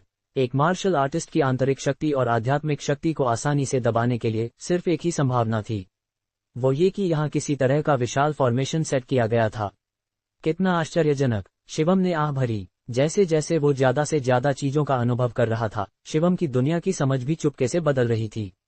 कई ऐसी चीजें जो उसने पहले कभी नहीं देखी थीं, धीरे धीरे उसके सामने आने लगी थीं। अगर वो कल्टीवेशन के रास्ते पर कदम न रखता तो शायद शिवम को कभी नहीं पता होता कि दुनिया में इतने कमाल के लोग हैं। चलो, मैं तुम्हें वापस भेजता हूँ। शिवम ने डेविड और जॉर्डी की ओर देखा। हालांकि दोनों को थोड़ा अटपटा लगा, लेकिन शिवम का गंभीर चेहरा देखकर वो सहमत हो गए। जैसे ही शिवम जाने वाला था, तभी एक महिला वेन्यू से बाहर दौड़ी। ये महिला रात के समय सनग्लासेस पहने थी और उसका मुंह एक स्कार्फ से कसकर ढका था। डॉक्टर शिवम, क्या मैं पूछ सकती हूँ कि आपने पहले जो 3 बार की बात की थी, वो अभी भी मान्य है? महिला ने धीरे से कहा। शिवम ने सिर हिलाया और कहा, जब तक तुम पैसे दोगे वो हमेशा मान्य रहेगा। महिला ने आसपास देखा। ये सुनिश्चित करने के बाद कि कोई नहीं है, उसने शिवम को एक फोन नंबर दिया। डॉक्टर शिवम, प्लीज मुझे कल कॉल करें, हम तब डिटेल में बात कर सकते हैं। ये कहकर महिला जल्दी से भाग गई। शिवम ने फोन नंबर पकड़ा और जबरदस्ती मुस्कुराया। ये महिला वाकई बहुत सावधान है। क्या अरोड़ा परिवार इतना डरावना है? डेविड ने जबरदस्ती मुस्कुराया और कहा, पुणे में अरोड़ा परिवार की ताकत तुम्हारी कल्पना से परे है। हाँ, जॉर्डी ने भी सिर हिलाया। ईशांत के पिता ने 10 साल पहले ही पुणे पर राज किया था और वो एक प्रमुख परिवार है जो कई सालों से स्थापित है। 3 साल पहले ईशांत के पिता एकांतवास में चले गए। सुना है कि वो इन स्ट्रेंथ ग्रैंड मास्टर बनने की कोशिश कर रहे थे। एक बार जब वो बाहर आएंगे, शिवम, मुझे डर है कि तुम मुश्किल में पड़ जाओगे। जॉर्डी ने कहा। In strength grand master, Shivam ने धीरे से बुदबुदाया। वो उमंग के बराबर का लेवल था। शिवम की मौजूदा ताकत के साथ अगर उसका सामना उमंग से हुआ तो वो बिल्कुल जवाबी हमला नहीं कर पाएगा। इन स्ट्रेंथ ग्रैंड मास्टर्स थोड़े मुश्किल हैं। शिवम ने अपनी माथे को रगड़ा। लेकिन चून की बात यहाँ तक आ चुकी थी, शिवम के पास पीछे हटने का कोई रास्ता न था। मोनिका के टेक्स्ट मैसेज को सोचकर शिवम को फिर से जोश आ गया। फिर शिवम ने डेविड और जॉर्डी को घर ड्रॉप किया। रास्ते में आसपास का तापमान अचानक गिरने लगा। ये शुरुआती शरद ऋतु थी, लेकिन ऐसा लग रहा था जैसे सर्दी आ गई हो। कितनी ठंड है, डेविड ठिठुरते हुए बोला। यहाँ तक कि जॉर्डी, जो एक मार्शल आर्टिस्ट था, उसे भी ठंड महसूस हुई। जो होता है अच्छे के लिए होता है। शिवम ने कार को साइड में खड़ा कर दिया। उसने देखा कि सैफ सामने खड़ा था। उसके हाथ पीछे थे और आंखें बंद थीं। वो किसी साधारण बूढ़े आदमी से अलग नहीं लग रहा था, लेकिन उसके शरीर से निकलने वाली हत्या की भावना बेहद तीव्र थी। जैसा मैंने सोचा था, वो यहाँ मेरा इंतजार कर रहा है। शिवम ने आंखें सिकोड़ी। मिस्टर सैफ, वो यहाँ क्या कर रहा है? डेविड ने भौहें सिकोड़कर कहा। शिवम ने उसकी बात पर ध्यान नहीं दिया। न सिर्फ उसने ब्रेक नहीं मारा, बल्कि उसने एक्सीलरेटर दबाया और सैफ की ओर कार दौड़ा दी। कार में बैठा डेविड तुरंत घबरा गया। उसने चिंता से कहा, शिवम, तुम क्या कर रहे हो? कार रोक दो। लेकिन शिवम पर कोई असर नहीं हुआ। कार तेजी से सैफ की ओर बढ़ी। शिवम, क्या तुम पागल हो गए हो? सैफ मेरा अच्छा दोस्त है। क्या तुम उसे मारने जा रहे हो? डेविड ने चिंता से चिल्लाया। शिवम ने उसकी बात को नजरअंदाज किया। आखिरकार कार सैफ से जोरदार टकराए। खनक, कार अचानक रुक गई। जबरदस्त टक्कर ने कार का एयरबैग भी खोल दिया। शिवम ने देखा कि सैफ ने अपना हाथ उठाकर कार के सामने रख दिया था। कार का अगला हिस्सा चपटा हो गया, लेकिन सैफ को कुछ नहीं हुआ। ये कैसे संभव है? डेविड ने अपने माथे के दर्द को नजरअंदाज करते हुए सैफ को डर के साथ देखा। शिवम ने डेविड की ओर देखा और ठंडे लहजे में कहा, मैंने कहा था, ये सैफ शायद वो सैफ नहीं है जिसे तुम जानते हो। डेविड कुछ कहना चाहता था, लेकिन शिवम ने उसे रोक दिया। तुम लोग कार में रहो, चाहे कुछ भी हो, बाहर मत निकलना, शिवम ने कहा। इस समय जॉर्डी को भी कुछ गड़बड़ लगने लगी थी। उसने जल्दी से कहा, मिस्टर शिवम, मैं तुम्हारे साथ बाहर निकलता हूँ। जरूरत नहीं, शिवम ने हाथ हिलाया। तुम्हारी ताकत के साथ बाहर निकलने से तुम सिर्फ मेरा बोझ बढ़ाओगे। जॉर्डी ठिठक गया, लेकिन फिर उसने जबरदस्ती मुस्कुराया। उसे नहीं पता था कि कब से, लेकिन वो और शिवम एक ही लेवल पर नहीं थे। कार से उतरने के बाद शिवम ने सैफ को देखा। तुम काफी देर से इंतजार कर रहे होगे। शिवम ने सैफ को शांति से देखा। सैफ ने अपने हाथ पीछे रखे और उदासीनता से कहा, वो कांस्य तलवार और पत्थर की मूर्ति मुझे दे दो और मैं तुम्हारी जान बख्श दूंगा। मेरी जान बख्श दोगे? शिवम ने भौहें उठाईं। इस शरीर के साथ सैफ की आंखों में हैरानी चमकी और फिर वो हंसा। मैंने वाकई तुम्हें कमाका। मुझे नहीं पता था कि तुम समझ जाओगे। बताओ, तुम हो कौन? शिवम ने ठंडे लहजे में पूछा। और असली सैफ कहाँ गया? सैफ ने आंखें सिकोड़ी और कहा, तुम एक मरने वाले इंसान हो, मुझे तुम्हें बताने की क्या जरूरत है। ऐसा है। शिवम का चेहरा ठंडा हो गया और उसके शरीर से तीव्र आंतरिक ऊर्जा फट पड़ी। आसपास की रेत और पत्थर तुरंत उड़ गए और यहाँ तक कि आसपास के पेड़ भी हिलने लगे। लेकिन सैफ का चेहरा शांत था और उस पर कोई असर नहीं हुआ। एक मामूली इन स्ट्रेंथ मास्टर हैंड्स मुझसे भिड़ने की हिम्मत करता है, सैफ ने ठंडे लहजे में कहा। जब मैं अपनी जिंदगी बना रहा था तब तुम बस एक बच्चे थे। बात खत्म होते ही सैफ ने शिवम की ओर झपट्टा मारा। उसकी उंगलियों पर काला कोहरा छा गया और एक पल में उसकी उंगलियां डैगर की तरह सख्त हो गईं। बस मेरे लिए अच्छा मौका है कि मैं तुम पर अपने शरीर का टेस्ट करूं। शिवम ने अपनी मुट्ठी उठाई और सामने से टक्कर ले ली। तुम बहुत घमंडी हो। सैफ का चेहरा ठंडा हो गया। उसकी उंगली अचानक हथेली में बदल गई और उसने शिवम की मुट्ठी पकड़ ली। इसके बाद सैफ की हथेली से काला कोहरा निकला। ये काला कोहरा शिवम की बांह के साथ फैलने लगा और ऐसा लग रहा था जैसे ये उसके पूरे शरीर में फैल जाएगा। हाँ, शिवम को अचानक अपने पूरे शरीर में ठंड महसूस हुई। उसका शरीर बिल्कुल हिल नहीं पा रहा था। सैफ ने ठंडी हंसी हंसी। अज्ञानी बच्चे, ये डार्क ऊर्जा है। ये सारी आंतरिक शक्ति को दबा सकती है। एक बार जब मेरे शरीर की डार्क ऊर्जा तुम्हें घेर लेती है तो तुम्हारी आंतरिक शक्ति खत्म हो जाएगी। उस समय तुम एक अपाहिज बन जाओगे, जैसा मैंने अनुमान लगाया था। शिवम का चेहरा ठंडा हो गया। तुम साउथ वेस्ट की किसी सेक्ट से हो, है ना? शिवम ने ठंडे लहजे में सवाल किया। सैफ जोर से हंसा। तुम्हें वाकई बहुत कुछ पता है। अफसोस, तुम जल्द ही मरने वाले हो। ये कहकर सैफ के शरीर की डार्क ऊर्जा उमड़ पड़ी और ऐसा लग रहा था जैसे वो शिवम के शरीर को निगल लेगी। लेकिन तभी शिवम के शरीर के चारों ओर मंडराने वाली काली ऊर्जा धीरे धीरे गायब होने लगी। सैफ की आंखें फैल गईं और उसने भौहें सिकोड़ी। ये क्या हो रहा है? सैफ, जो नहीं समझ पाया कि क्या हो रहा है, ने तुरंत फिर से डार्क ऊर्जा छोड़ी। लेकिन डार्क ऊर्जा थोड़ी देर फैलने के बाद फिर से गायब होने लगी। हाँ, इस समय सैफ का चेहरा अचानक बदल गया। उसे हैरानी हुई कि शिवम का शरीर सक्रिय रूप से डार्क ऊर्जा को सोख रहा था। ये कैसे संभव है? सैफ का चेहरा बुरी तरह बदल गया। उसने जल्दी से अपना हाथ छोड़ा और पीछे हट गया।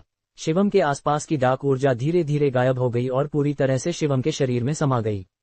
कमाल! शिवम ने अपनी आंखें खोली और राहत की सांस ली। फिर शिवम ने सैफ को देखा और ठंडी हंसी हंसी। तुम्हारे उदार उपहार के लिए शुक्रिया। अपनी कृतज्ञता दिखाने के लिए मैं तुम्हें जल्दी मरने दूंगा। सैफ का चेहरा कुछ बदसूरत था। उसने शिवम को ठंडी नजरों से देखा। तुम वाकई डार्क ऊर्जा से कल्टीवेट करते हो। तुम आखिर हो कौन? शिवम ने सिर हिलाया और ठंडी हंसी हंसी। मैं सिर्फ डार्क ऊर्जा से ही नहीं, बल्कि आध्यात्मिक ऊर्जा और आंतरिक शक्ति से भी कल्टीवेट कर सकता हूँ। तुमने ये नहीं सोचा था ना? ये सुनकर सैफ का चेहरा बुरी तरह बदल गया। तुम एक कैओटिक बॉडी हो। सैफ ने हैरानी से चिल्लाया। Chaotic body? शिवम ने भौहें उठाईं और हैरानी से पूछा, वो क्या है? सैफ, जिसका चेहरा हैरानी से भरा था, ने शिवम को नजरअंदाज किया और उसे घूरने लगा। लड़के, अगर तुम मेरे काम नहीं आ सकते तो मुझे तुम्हें मारना होगा, वरना भविष्य में कोई तुम्हें नहीं रोक पाएगा। सैफ डार्क ऊर्जा से भरा था और उसकी आंखों में हत्या की भावना थी। शिवम ने भौहें सिकोड़ी और कहा, तुमने मेरा सवाल नहीं सुना। कैओटिक बॉडी क्या है? तुम्हें जानने का मौका नहीं मिलेगा। नर्क में जाकर शैतान से पूछो। सैफ ने पागलपन से चिल्लाया। सैफ ने जोर से चिल्लाया और उसके शरीर में मौजूद काली ऊर्जा एकदम से बाहर निकल आई। इस भारी मात्रा में काली ऊर्जा ने आसपास का तापमान अचानक गिरा दिया। यहाँ तक कि शिवम को भी ठंड महसूस हुई। सैफ नहीं रुका। उसने अपनी पूरी ताकत से शरीर की काली ऊर्जा को उकसाया और फिर हवा में एक काला साया बन गया। ये काला साया बहुत बड़ा था और एक कंकाल जैसा दिखता था। इसके अंदर से खतरनाक ऊर्जा की लहरें धीरे धीरे फैल रही थीं। शिवम ने भौहें सिकोड़ी। उसे कुछ समझ नहीं आया। सैफ को तो पता था कि शिवम काली ऊर्जा को सोख सकता है, फिर भी वो काली ऊर्जा से क्यों लड़ रहा था? क्या वो शिवम को ताकत देने की कोशिश कर रहा था? हा, सैफ ने मुंह खोलकर ठहाका लगाया। शिवम, ये तकनीक हमारे संप्रदाय से मिली है और इसका इतिहास सैकड़ों साल पुराना है। इस चाल के सामने तुम्हारा मरना तय है। सैफ के माथे पर पसीने की बूंदें चमक रही थीं और वो थोड़ा कमजोर लग रहा था। जाहिर था कि इस तकनीक ने उसकी बहुत ताकत खींच ली थी। शिवम, मरने के लिए तैयार हो जाओ। जल्दी ही सैफ ने अपने हाथ जोड़े और तकनीक को शुरू किया। उसने बनाया हुआ विशाल कंकाल तुरंत शिवम के सामने आ गया। उसके हाथ में एक बड़ी तलवार थी जिसे उसने शिवम की ओर जोर से चलाया। शिवम ने लापरवाही नहीं बरती और जल्दी से अपनी मुट्ठी बंद करके बचाव किया। लेकिन शिवम को हैरानी हुई कि उसका ये घूंसा सीधा कंकाल के आर पार चला गया। उसने कंकाल को छुआ तक नहीं। अगले ही पल शिवम को लगा जैसे उसका पेट बिजली से टकरा गया हो। ये क्या हो रहा है? शिवम का चेहरा गंभीर हो गया और वो जल्दी से पीछे हटा। थोड़ी दूरी पर खड़ा सैफ ठहाका मार कर बोला, ये चीज ठोस नहीं है। इसकी हर हरकत तुम्हारी ऊर्जा को छीन लेगी। जब तक मैं तुम्हारी सारी ऊर्जा नहीं सोख लेता तब तक तुम्हारा मरना तय है। विशाल कंकाल ने फिर से अपनी तलवार शिवम की ओर चलाई। इसकी रफ्तार इतनी तेज थी कि ये हवा में छाया छोड़ रही थी। शिवम भी इतनी जल्दी बच नहीं सका। कंकाल ने कई बार शिवम के शरीर को भेदा और हर बार शिवम को अपनी ऊर्जा थोड़ी कम होती महसूस हुई। अगर ऐसा ही चलता रहा तो मैं आज यहां मर जाऊंगा। शिवम का चेहरा गंभीर हो गया। उसने आध्यात्मिक ऊर्जा से इसका मुकाबला करने की कोशिश की, लेकिन अफसोस आध्यात्मिक ऊर्जा इस कंकाल के खिलाफ बेकार थी, क्योंकि सैफ के शरीर में काली ऊर्जा इतनी ज्यादा थी कि शिवम उसका मुकाबला नहीं कर सकता था। स्विश स्विश स्विश, बड़ी तलवार अभी भी हवा में लहरा रही थी, जिससे शिवम बार बार पीछे हट रहा था। गाड़ी में डेविड कांपते हुए ये सब देख रहा था। क्या ये वही सैफ था जिसे वो जानता था? जॉर्डी, ये क्या चीज है? डेविड कांपते हुए बोला। जॉर्डी ने उदास स्वर में कहा, ये दक्षिण पश्चिम की एक तकनीक है, लेकिन मुझे ठीक नहीं पता कि ये क्या है। शिवम को कुछ हो गया तो? अगर उसे कुछ हुआ तो मैं गुनहगार बन जाऊंगा। डेविड का चेहरा उदास हो गया। अगर मोनिका ने उसे दोषी ठहराया तो उसका सब कुछ खत्म हो जाएगा। चिंता मत करो, जॉर्डी ने सिर हिलाया। मिस्टर शिवम को कुछ नहीं होगा। कई बार चमत्कार देखने के बाद जॉर्डी को शिवम पर ज्यादा से ज्यादा भरोसा हो गया था। हर बार जब उसे लगा कि शिवम का अंत निश्चित है, शिवम ने उसे हैरान कर दिया। जॉर्डी को यकीन था कि इस बार भी ऐसा ही होगा। शिवम लगातार बचता रहा। उसने अपनी आध्यात्मिक आग का भी इस्तेमाल किया, लेकिन वो कंकाल को नुकसान नहीं पहुंचा सकी। हाँ शिवम, इस तकनीक के सामने तुम्हारे सारे हमले बेकार हैं। मैं तुम्हें धीरे धीरे तड़पाकर मार डालूंगा। थोड़ी दूरी पर खड़ा सैफ पागलों की तरह चिल्लाया। शिवम ने कोई जवाब नहीं दिया। उसका चेहरा शांत था और वो बचते हुए कुछ सोच रहा था। तभी शिवम का शरीर अचानक स्थिर हो गया। कंकाल की विशाल तलवार के सामने उसने कोई हरकत नहीं की, बल्कि उसने अपनी आंखें बंद कर लीं। शिवम हिल नहीं रहा। गाड़ी में बैठा डेविड तुरंत घबरा गया। यहाँ तक कि जॉर्डी भी अचानक खड़ा हो गया और खिड़की से बाहर देखने लगा। क्या शिवम वाकई यहाँ मरने वाला था? हाँ, क्या तुमने हार मान ली? थोड़ी दूरी पर खड़ा सैफ हंसा। उसके जोरदार चिल्लाने के बाद कंकाल ने अपनी तलवार चलाई और नीचे की ओर लाया। लेकिन हैरानी की बात यह थी कि इस तलवार के बाद कंकाल ने दूसरी बार तलवार नहीं चलाई। ये क्या हो रहा है? सैफ का चेहरा अचानक बदल गया। कंकाल ने कई बार अपनी तलवार निकालने की कोशिश की, लेकिन नाकाम रहा। ऐसा लग रहा था जैसे उसकी तलवार को शिवम ने पकड़ लिया हो। शिवम का चेहरा ठंडा था और उसकी आंखें बंद थीं। पहले की हल्की ऊर्जा अब धीरे धीरे बढ़ रही थी। उल्टा कंकाल की काली ऊर्जा धीरे धीरे गायब हो रही थी। सैफ का चेहरा पूरी तरह बदल गया। उसे अचानक लगा जैसे उसके शरीर की काली ऊर्जा सोखी जा रही हो। अगर तुम मेरी ऊर्जा सोख सकते हो तो मैं भी तुम्हारी ऊर्जा सोख सकता हूँ। शिवम ने सिर उठाकर मुस्कुराते हुए कहा। ये लड़का जवाबी हमला करना चाहता है। सैफ का चेहरा तुरंत पीला पड़ गया। इस कंकाल के शिवम की ऊर्जा कम करने का कारण बहुत आसान था। ये शिवम की आध्यात्मिक ऊर्जा और काली ऊर्जा को सोख रहा था। हर बार जब तलवार गिरती तो एक छोटा सा रुकावट आता, और ये रुकावट शिवम की ऊर्जा सोखने की प्रक्रिया थी। लेकिन शिवम ने इस मौके का फायदा उठाया और जवाबी हमला शुरू कर दिया। कंकाल की ऊर्जा खत्म हो रही थी और इस तकनीक का इस्तेमाल कर रहे सैफ को अपनी ताकत कम होती महसूस हुई। ये कैसे मुमकिन है? सैफ घबरा गया। उसने रोकने की कोशिश की, लेकिन उसे एहसास हुआ कि अब बहुत देर हो चुकी थी। शिवम लालच के साथ सैफ के शरीर की काली ऊर्जा सोख रहा था। कंकाल के साथ साथ भारी मात्रा में काली ऊर्जा शिवम के शरीर में समा रही थी। सैफ का शरीर ऐंठने और सिकुड़ने लगा और उसके पेट में तेज दर्द होने लगा। इस लड़के ने इस तकनीक का जवाब कैसे दिया? सैफ के माथे से पसीने की बूंदें टपक रही थीं। किसी ने भी इस तकनीक का जवाब नहीं दिया था। अगर ऐसा ही चलता रहा तो मैं यहाँ मर जाऊंगा। सैफ घबरा गया और बहुत बेचैन हो गया। लगता है मुझे ये शरीर छोड़ना पड़ेगा। सैफ का दिमाग तेजी से चलने लगा। उसने इस शरीर का लंबे समय तक इस्तेमाल किया था। पुणे में सैफ की हैसियत के दम पर उसने न जाने कितनी काली ऊर्जा सोखी थी। अब वो इसे छोड़ने को तैयार नहीं था। बच्चे, तुम इंतजार करो, मैं इसका बदला जरूर लूंगा। अगले ही पल सैफ अचानक जमीन पर गिर पड़ा। उसके शरीर से काले साए निकलकर क्षितिज में गायब हो गए। शिवम के सामने वाला कंकाल भी जल्दी से गायब हो गया। शिवम ने अपनी आंखें खोली और सैफ की ओर देखा। उसने भौहें सिकुड़ी और कहा, जैसा मैंने सोचा था। अफसोस, वो भाग गया। सैफ को देखते हुए शिवम का चेहरा शांत था। फिर वो मुस्कुराया और बोला, लेकिन इतना काफी है। इतनी भारी काली ऊर्जा शायद मुझे तीसरे स्तर के आध्यात्मिक मंडल तक ले जाने के लिए काफी है। उसे कभी नहीं लगा था कि इतना बड़ा फायदा मिलेगा। ये कहना गलत होगा कि वो उत्साहित नहीं था, और अब शिवम को काली ऊर्जा को लेकर कोई हिचकिचाहट नहीं थी। इस समय के बाद शिवम धीरे धीरे समझ गया था कि बड़े खानदानों के संसाधन एक साधारण इंसान जैसे शिवम के मुकाबले कहीं ज्यादा थे। इसलिए अगर साधारण लोग उन बड़े खानदानों के वारिसों के बराबर आना चाहते हैं तो उन्हें हर तरह के हथकंडे अपनाने पड़ेंगे। काली ऊर्जा से क्या फर्क पड़ता, अगर ये उसकी ताकत बढ़ा सकती है तो वो इसे ठुकराएगा नहीं। इसके बाद शिवम सैफ की ओर बढ़ा। उसने सैफ की सांसें चेक की और पाया कि वो अभी जिंदा था, लेकिन उसकी ऊर्जा बहुत कमजोर थी। शिवम ने बेबसी से सिर हिलाया। उसने सैफ में थोड़ी सी आध्यात्मिक ऊर्जा डाली ताकि उसकी जान बच सके। शिवम ने सैफ को उठाया और गाड़ी में वापस लौटा। इस समय जब डेविड ने सैफ को देखा तो वो कांपने लगा। उसने अपनी जगह भी बदल ली। शिवम, सैफ, ये क्या हो रहा है? डेविड कांपते हुए बोला। शिवम ने हाथ हिलाया और कहा, जो सैफ अभी था वो असली नहीं था। और अब? डाइव छोटी ईडा ने पूछा। शिवम मुस्कुराया और बोला, अब ये तुम्हारा अच्छा दोस्त मिस्टर सैफ है। उसे अस्पताल ले जाना मत भूलना।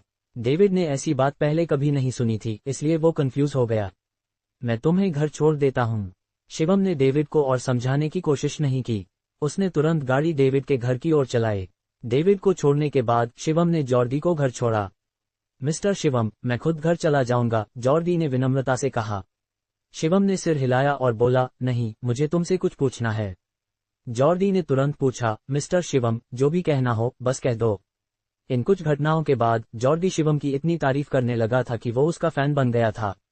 शिवम ने उदास स्वर में कहा, क्या तुम्हें पता है कि अराजक शरीर क्या होता है? अराजक शरीर? जॉर्डी ठिठक गया, फिर उसने सिर हिलाया और बोला, माफ करना मिस्टर शिवम, मैंने ये शब्द कभी नहीं सुना।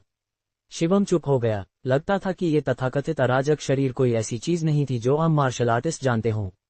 अगर मौका मिला तो मुझे दक्षिण पश्चिम जाना होगा और इसके बारे में पता करना होगा, शिवम ने धीरे से कहा। गाड़ी जल्दी ही जॉर्डी के घर के दरवाजे पर पहुंच गई। जैसे ही वो दरवाजे पर पहुंचे, उन्होंने एक अधेड़ उम्र के आदमी को वहां खड़ा देखा। ये अधेड़ उम्र का आदमी और कोई नहीं, जॉर्डी का पिता नमन था। डैड, तुम यहाँ क्या कर रहे हो? जॉर्डी ने गाड़ी से उतरकर हैरानी से पूछा, लेकिन नमंत ने उदास चेहरा बनाकर कहा, इधर आ। उसके रवैये ने जॉर्डी को हैरान कर दिया। डैड, क्या हुआ? जॉर्डी ने कंफ्यूज होकर पूछा। नमंत ने कुछ नहीं कहा। वो सीधा शिवम के पास गया और ठंडे चेहरे के साथ बोला, तुम शिवम हो? शिवम ने विनम्रता से कहा, नमस्ते मिस्टर नाथ। नमंत ने जल्दी से हाथ हिलाया और बोला, मुझे नमस्ते मत करो। नाथ परिवार तुम्हें बर्दाश्त नहीं कर सकता। डैड, तुम क्या कह रहे हो? जॉर्डी तुरंत घबरा गया। चुप रहो, नमंत ने तुरंत चिल्लाकर कहा। शिवम ने हल्के से भौहें सिकुड़ी और उसे हल्का सा अंदाजा हो गया। जैसा उसने सोचा, अगले ही पल नमंत शिवम के सामने आ गया। तुम इतनी कम उम्र में हर जगह बिना सोचे समझे मुसीबत मोल लेते हो। तुम्हें अपनी औकात से ज्यादा घमंड है, नमंत ने डांटते हुए कहा। तुम जैसे साधारण इंसान अरोड़ा परिवार को कैसे ठेस पहुंचा सकते हो? क्या तुम्हें पता भी है कि सामाजिक ढांचा क्या होता है? नमंत ने ठंडे चेहरे के साथ कहा।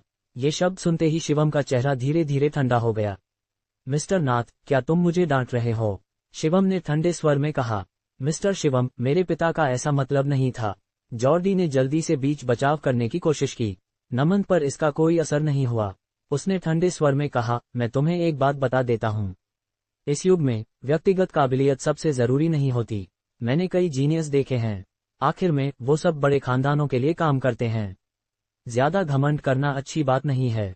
शिवम ने आंखें सिकोड़कर कहा, मिस्टर नाथ, इसी सोच की वजह से वो बड़े खानदान जो चाहे वो करते हैं।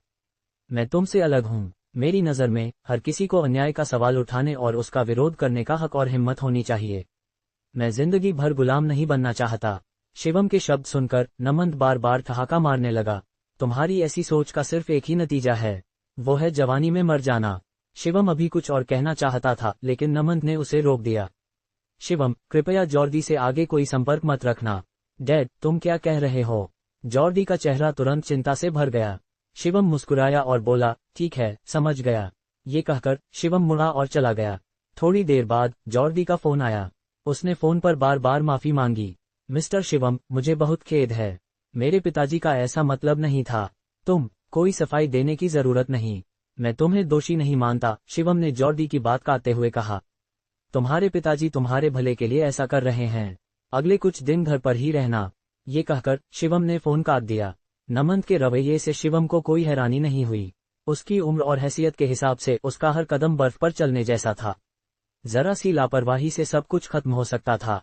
इसलिए शिवम पूरी तरह समझ सकता था, जब इंसान के पास कोई बंधन न हो तभी वो निडर हो सकता है। जैसा कि शिवम अभी था। गाड़ी तेजी से होटल की ओर बढ़ी। गाड़ी के सामने की डेंट को देखकर शिवम बड़बड़ाया, कमबख्त, इसे बड़ी मरम्मत की जरूरत है। मेरे पैसे की बर्बादी, मुझे मौका ढूंढकर उस हरामी से हिसाब चुकाना होगा। ...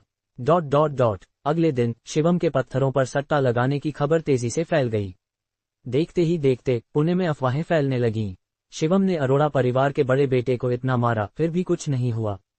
हाँ, सुना है वो कल पत्थरों पर सट्टा लगाने गया था। क्या अरोड़ा परिवार में हिम्मत नहीं है कि वो जवाब दे?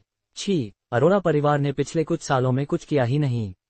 मुझे लगता है अरोड़ा परिवार उतना खास नहीं है जितना लोग कहते हैं। सब लोग हैरान थे। अरोड़ा परिवार ने वाकई कुछ नहीं किया। इस समय अरोड़ा परिवार के लिविंग रूम में दर्जनों मार्शल आर्टिस्ट मिस्टर करुण के सामने खड़े थे। इनमें से 8 लोग आंतरिक शक्ति के मास्टर थे। पूरे पुणे में भी वो टॉप लेवल के थे। जब से ईशांत को कोमा में डाला गया था, तब से अरोड़ा परिवार को मिस्टर करुण अस्थायी रूप से संभाल रहे थे। मिस्टर करुण, अफवाह फैल रही है कि अरोड़ा परिवार डरपोक है। न सिर्फ शिवम भागा नहीं, बल्कि वो शहर में हाई प्रोफाइल में घूम रहा है। अगर ऐसा ही चला तो अरोड़ा परिवार की इज्जत मिट्टी में मिल जाएगी। मिस्टर करुण, हमें बड़े बेटे का बदला लेने दो। सब लोग गुस्से में एक साथ चिल्लाए, लेकिन मिस्टर करुण पर कोई असर नहीं हुआ। वो वहां बैठकर चाय पी रहे थे। मिस्टर करुण, कुछ तो बोलो। मिस्टर करुण, क्या तुम अरोड़ा परिवार पर कब्जा करना चाहते हो और उसकी सारी संपत्ति हड़पना चाहते हो? तभी किसी ने अचानक कहा। ये सुनते ही मिस्टर करुण का चेहरा तुरंत ठंडा हो गया। उसके हाथ में चाय का प्याला तुरंत टूट गया। एक तेज ऊर्जा अचानक बाहर निकली। इसके बाद मिस्टर करुण ने हाथ हिलाया और जिसने ये बोला था वो उड़ गया। आंतरिक शक्ति का मास्टर। इस ऊर्जा को महसूस करते ही सबके चेहरों का रंग थोड़ा बदल गया। उन्हें नहीं पता था कि मिस्टर करुण भी आंतरिक शक्ति के मास्टर हैं। उन्हें सिर्फ इतना पता था कि मिस्टर करुण बिजनेस में जीनियस हैं, लेकिन उनकी इतनी ताकत होगी ये किसी ने नहीं सोचा था। एक पल के लिए कोई कुछ बोलने की हिम्मत नहीं कर सका। मिस्टर करुण कुछ देर चुप रहकर सबकी ओर ठंडी नजरों से देखा। कुछ मिनट बाद मिस्टर करुण खड़े हुए। वो हाथ पीछे बांधे खिड़की की ओर गए और धीरे से बोले, अरोड़ा परिवार पिछले कुछ सालों में बहुत कम प्रोफाइल रहा है और कई लोग भूल गए हैं कि अरोड़ा परिवार कितना खतरनाक है। सब चुप रहे, लेकिन उनके दिल में भी यही बात थी। कुछ दिनों में परिवार का मुखिया अपनी साधना से बाहर आएगा। उस समय मुखिया खुद शिवम को मार डालेगा। मिस्टर करुण ने कहा, हम इस मौके का इस्तेमाल करके अरोड़ा परिवार के फिर से उभरने की घोषणा करेंगे। ये सुनते ही सब समझ गए। अरोड़ा परिवार शिवम को अपनी ताकत दिखाने के लिए इस्तेमाल करना चाहता था। वो इस मौके का इस्तेमाल करके सबको चेतावनी देना चाहते थे कि अरोड़ा परिवार अभी भी पुणे का नंबर 1 खानदान है। ... शिवम बिस्तर पर बैठा था। उसके सामने कांस्य तलवार और पत्थर की मूर्ति थी। इस पत्थर की मूर्ति में घनी काली ऊर्जा है। पता नहीं ये क्या है। शिवम ने भौहें सिकोड़ी। उसने मूर्ति पर हाथ रखा और उसमें से ठंडक महसूस की। शिवम को सबसे ज्यादा हैरानी इस बात की थी कि इस मूर्ति में काली ऊर्जा खत्म होने का नाम ही नहीं ले रही थी। चाहे शिवम कितना भी सोख ले, उसकी काली ऊर्जा में कोई बदलाव नहीं आया। कितना अजीब है, शिवम ने ठुड्डी छूकर हैरानी से कहा। कांस्य तलवार और ये पत्थर की मूर्ति, एक में काली ऊर्जा थी और दूसरी में सकारात्मक ऊर्जा। जब काली ऊर्जा और सकारात्मक ऊर्जा मिलती तो विस्फोट जैसी आवाजें आती। जाहिर था कि ये एक दूसरे को खारिज कर रही थीं। काली ऊर्जा और सकारात्मक ऊर्जा को मिलाना आसान काम नहीं है। शिवम ने आह भरी। उसने कई बार कोशिश की, लेकिन वो इन्हें मिला नहीं सका। इसके बाद शिवम ने दोनों पवित्र वस्तुओं को रख दिया। फिर उसने आंखें बंद की और ब्रेक थ्रू की तैयारी करने लगा। ये पहली बार था जब शिवम काली ऊर्जा के भरोसे ब्रेक थ्रू करने जा रहा था, इसलिए शिवम बहुत गंभीर दिख रहा था। लेकिन तभी शिवम का फोन अचानक बजा। उसने फोन उठाया और देखा कि ये एक अनजान नंबर था। शक के साथ शिवम ने फोन उठाया। फोन उठाते ही दूसरी तरफ से गुस्से में आवाज आई, डॉक्टर शिवम, तुमने नहीं कहा था कि तुम आज मुझे कॉल करोगे? शिवम ठिठक गया। फिर उसे कल की नकाबपोश लड़की याद आई। मुझे माफ करना, मैं भूल गया, शिवम ने माफी मांगते हुए कहा। दूसरी तरफ की नकाबपोश लड़की ने कहा, क्या तुम अभी फ्री हो? मैं तुम्हारे होटल के नीचे कैफे में हूँ। ठीक है, मैं अभी आता हूँ, शिवम ने सहमति दी। फोन काटने के बाद शिवम कैफे की ओर चला गया। नकाबपोश लड़की एक प्राइवेट रूम में बैठी थी। जब शिवम रूम में दाखिल हुआ तो उसने एक चिकनी त्वचा और नाजुक हाथों वाली खूबसूरत लड़की को देखा। लेकिन शिवम ने ज्यादा हैरानी नहीं दिखाई। उसका चेहरा शांत था। बताओ, तुम्हें कौन सी बीमारी का इलाज करवाना है? शिवम ने सीधे मुद्दे पर बात की। नकाबपोश लड़की ने जवाब नहीं दिया, बल्कि वो गुस्से से बोली, क्या तुम मुझे नहीं जानते? हाँ, तुम वही नकाबपोश लड़की हो ना जो कल मिली थी। शिवम ने सचमुच जवाब दिया। नकाबपोश लड़की इतनी गुस्से में थी कि उसका सीना ऊपर नीचे होने लगा। नकाबपोश लड़की, उसने उसे ऐसे बुलाया, तुम सचमुच मुझे नहीं जानते? नकाबपोश लड़की को यकीन नहीं हुआ। शिवम ने भौहें सिकुड़ी और कहा, समझा, तुम अपने दिमाग का इलाज करवाना चाहती हो, है ना? कोई बात नहीं, बस मुझे पैसे दो। मैं? नकाबपोश लड़की ने गुस्से में लगभग सब कुछ खो दिया। मैंने कल अपना चेहरा ढका था। क्या तुम्हें नहीं पता क्यों? नकाबपोश लड़की ने नाराजगी से कहा। शिवम ने भौहें सिकुड़ी और बोला, क्या इसलिए नहीं कि तुम अरोड़ा परिवार से डरती हो? नकाबपोश लड़की अवाक रह गई। उसने अपना फोन निकाला और स्क्रीन की ओर इशारा करते हुए कहा, देखो, अपनी आंखें खोलकर देखो। ये एक फैशन मैगजीन का कवर है और ये सुपर मॉडल कंपटीशन का कवर है। ये दोनों मैं ही हूं और तुम मुझे नहीं जानते। फोन की स्क्रीन देखकर शिवम को अचानक समझ आया और वो बोला, मैं समझ गया। नकाबपोश लड़की मुस्कुराई और गर्व से बोली, मुझे कौन नहीं जानता? तुम कपड़े बेचती हो, है ना? लेकिन शिवम की अगली बात ने नकाबपोश लड़की को लगभग गुस्से से पागल कर दिया। उद्धरण चिन्ह ... छोड़ो। नकाबपोश लड़की ने जैसे हार मान ली। उसने अपना परिचय दिया। परिचय के बाद शिवम को पता चला कि नकाबपोश लड़की का नाम उर्वशी था। वो न सिर्फ एक इंटरनेशनल मॉडल थी, बल्कि देश में एक लिस्ट सेलिब्रिटी भी थी। उर्वशी के परिचय के बाद उसने थोड़े गर्व से कहा, मैं एक सिंगर, एक्टर और बिजनेस वुमन भी हूँ। कैसी हूँ मैं? कमाल, है ना? शिवम ने माफी मांगते हुए कहा, सॉरी, मैं सेलिब्रिटीज पर ध्यान नहीं देता, इसलिए मैंने तुम्हारा नाम कभी नहीं सुना। उर्वशी ने नाराजगी से बड़बड़ाया, कितना साफ साफ बोलने वाला इंसान है। मिस उर्वशी, तुम मुझसे क्यों मिलना चाहती थी? शिवम को अब अधीरता होने लगी। ये सुनकर उर्वशी ने उदास स्वर में कहा, क्या तुम बीमारियों का इलाज नहीं करते? मैं चाहती हूँ कि तुम मेरे पिताजी का इलाज करो। तुम्हारे पिताजी? उन्हें कौन सी बीमारी है? शिवम ने पूछा। उर्वशी ने उदास स्वर में कहा, ALS। ALS? शिवम ने भौहें उठाईं। ये बीमारी एक इंटरनेशनल समस्या है। इसे कोई ठीक नहीं कर सका, शिवम ने उदास स्वर में कहा। ये सुनकर उर्वशी ने जल्दी से कहा, कल तुमने डींग मारी थी कि अगर पैसे मिलें तो तुम कोई भी बीमारी ठीक कर सकते हो। क्या आज मुकर रहे हो? शिवम ने सिर हिलाया और मुस्कुराया। मिस उर्वशी, तुमने मेरी बात गलत समझी। ALS एक इंटरनेशनल समस्या है। न जाने कितने लोग इसकी वजह से मर चुके हैं। मेरे लिए भी ये एक मुश्किल समस्या है, इसलिए तुम्हें ज्यादा पैसे देने होंगे, शिवम ने गंभीरता से कहा। ये सुनकर उर्वशी गुस्से से तिलमिला उठी। शिवम सचमुच एक पक्का लालची था। बस तुम इसे ठीक कर दो, मैं कोई भी कीमत देने को तैयार हूँ। उर्वशी ने अपनी बात रखी। शिवम ने सिर हिलाया और कहा, ठीक है, वैसे तो 300 करोड़ में 3 बार इलाज हो सकता था, लेकिन अब ये सिर्फ एक बार के लिए है। क्या तुम्हें मंजूर है? उर्वशी को थोड़ा दुख हुआ। 300 करोड़ एक बार के इलाज के लिए वाकई बहुत ज्यादा थे। ठीक है, अगर ये ठीक हो सकता है तो 300 करोड़ ठीक है, उर्वशी ने हिम्मत जुटाकर कहा। शिवम ने तुरंत उसे एक कार्ड नंबर दिया और बोला, पैसे ट्रांसफर करो, इलाज के बाद बात करेंगे, उर्वशी ने आंखें घुमाकर कहा। ये सुनकर शिवम तुरंत खड़ा हुआ और बोला, गुड बाय। ये कहकर शिवम मुड़कर जाने लगा। उर्वशी तुरंत घबरा गई। उसने जल्दी से शिवम का हाथ पकड़ा और गुस्से में बोली, तुम ऐसा कैसे कर सकते हो? कौन पहले पैसे मांगता है? ये मेरा नियम है, शिवम ने बेफिक्री से मुस्कुराते हुए कहा। उर्वशी ने दांत पीसे और बोली, ठीक है, मैं तुम्हें ट्रांसफर करती हूँ, लेकिन तुम्हें मेरे साथ तुरंत चलना होगा। ठीक है, शिवम ने हल्के से सिर हिलाया। पैसे जल्दी ही ट्रांसफर हो गए। उर्वशी ने हताशा से कहा, अब चल सकते हैं? बिल्कुल, शिवम ने हल्के से सिर हिलाया, लेकिन उससे पहले मुझे कुछ गुंडों से निपटना है। ये कहते हुए शिवम का चेहरा तुरंत ठंडा हो गया। दोस्तों, ये एपिसोड यहीं तक था। अगर आपको ये कहानी पसंद आई तो कृपया कमेंट में जरूर बताएं ताकि हमें प्रेरणा मिले और हम अगला एपिसोड जल्दी से जल्दी ला सकें। इस कहानी के बारे में अपने कमेंट्स में राय दें ताकि हमें पता चले कि आपको हमारी ये कहानी पसंद आई या नहीं। इससे हमें इस कहानी को अपने चैनल पर जारी रखने में